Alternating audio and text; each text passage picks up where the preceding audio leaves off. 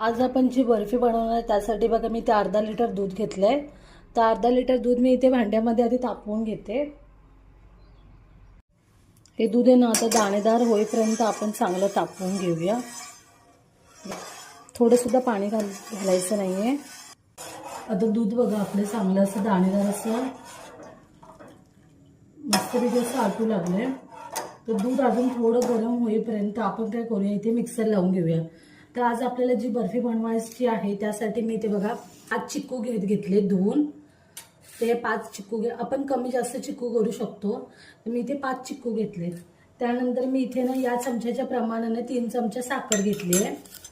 5 काजू घेतले, त्यानंतर 8 बदाम घेतले, 3 पिस्ता घेतले, त्यानंतर 4 वेलची घेतल्या। हे जे काजू बदाम पिस्ता आहे त्याची पेस्ट करून घ्यायची आहे आणि त्यामध्येच आपण वेलची सुद्धा घालूया, जेणेकरून वेलची पण त्यामध्ये बारीक होऊन येईल। सेपरेटली आपल्याला कुठून घालायची गरज नाही।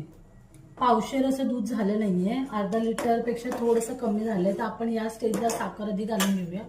साखर मी 3 चमचेच घेतले, कारण का चिक्कू गोड असतात, त्यानंतर आपण जे ड्रायफ्रुट्स घालणार ते सुद्धा गोड आहेत। असं गोड होता कामा नये, त्यासाठी तुम्हाला म्हणजे गोड खूप आवडत असेल तर तुम्ही अजून साखर घालू शकता, पण 3 चमचे साखर यायला बास आहे, कारण का चिक्कू गोड आहे।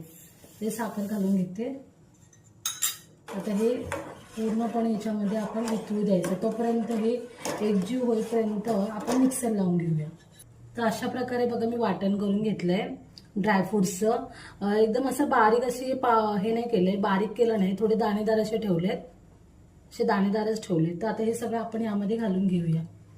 आता हे सर्व आपण एकजीव करूया यामध्ये। हे दूध अजून थोडं आटेपर्यंत आपण काय करूया, हे जे आपण चिक्कू घेतले आहेत ते बारीक खिसून घेऊया।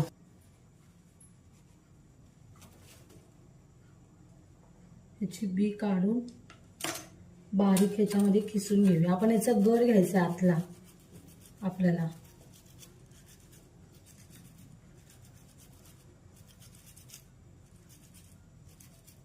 चिक्कू जे आहे ते आपण यामध्ये घालूया। तर आता अशा प्रकारे आटलं गेलंय बघा, घट्ट पण झालंय चांगलं बघा।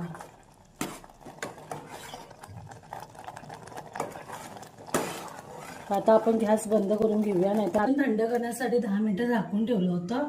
सो आता आपण चेक करूया थंड झालंय का। बघा अशा प्रकारे थंड पण झालंय आणि घट्ट पण झालंय असं।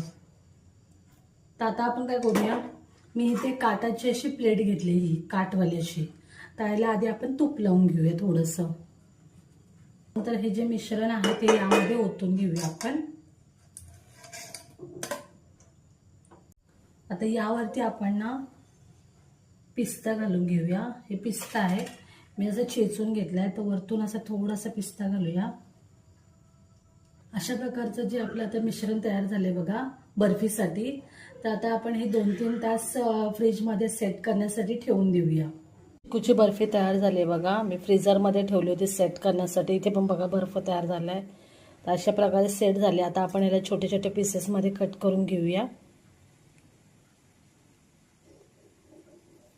बघा मी अशा प्रकारे वड्या कट करून घेतल्यात बघा। बघा किती मस्त असे तयार झाले आपली बर्फी बघा। मावा स्टाईल चिक्कूची बर्फी घरच्या घरी बनवू शकता आणि मुलांना तुम्ही असं देऊ शकता खाण्यासाठी। खूप टेस्टी अशी बर्फी तयार झाली बघा।